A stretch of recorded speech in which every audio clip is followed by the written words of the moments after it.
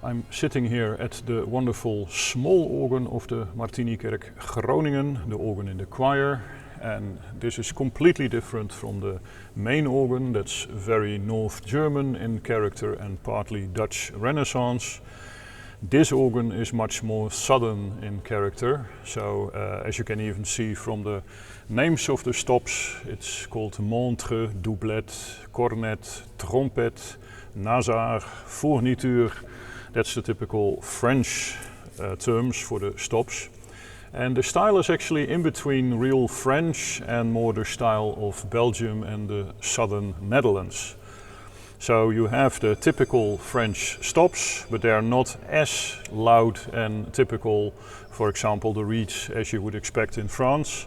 And also on the opposite side, the principals are actually not that soft and fluty as on a French organ, so you can make a lot of beautiful combinations and combine that with the wonderful acoustics of this part of the church, and you have a wonderful musical instrument.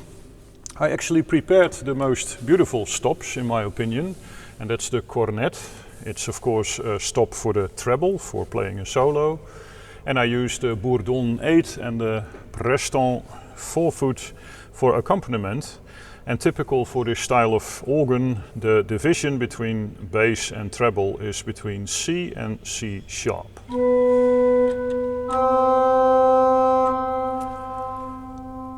So now I can actually make music, as it were, that I have two manuals. As long as my accompaniment stays below the C, I'm completely safe. So let's see if we can make something nice out of that for improvising. The first step is that you harmonize with 3 voices, 2 in the left hand and the solo in the right hand. And let's take our familiar hymn, Herr Jesu Christ, dich zu uns wendt.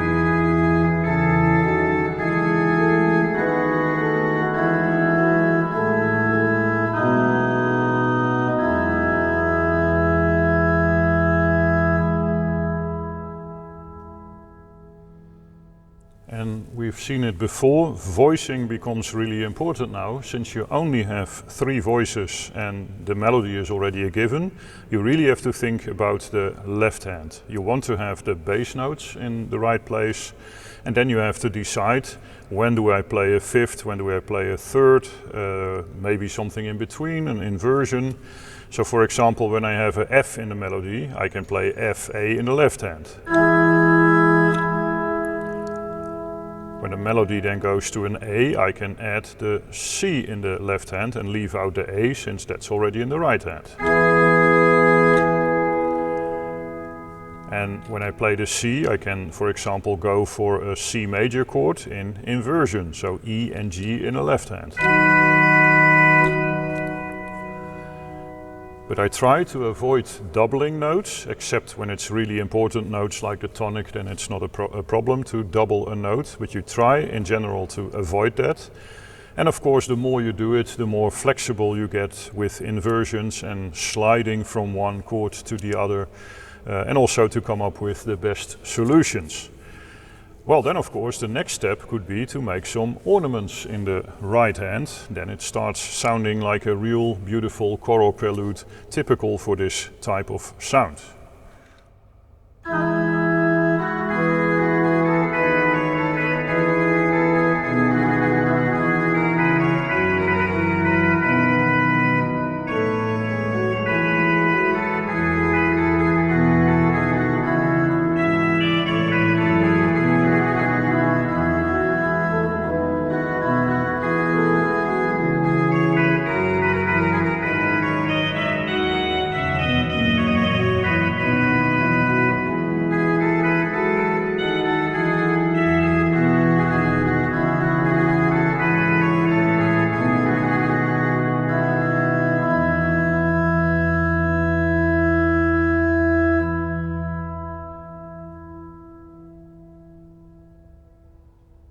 of course I can add as many ornaments as I want. You can also go more Spanish direction with different kinds of ornaments, but also more French with even more ornaments than I just did.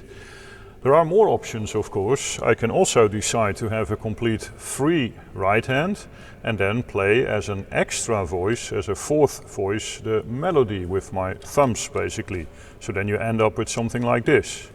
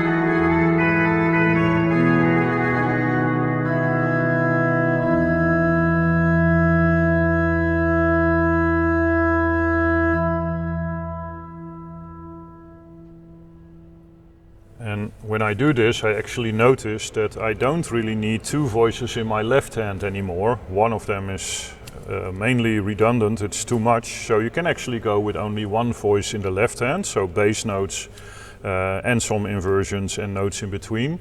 And of course then you can even have a different sound. On this organ that's always a bit dangerous because the trumpet is also divided, so I can play it in the bass only. But it's quite the loose cannon on this organ. It can be quite loud and out of tune.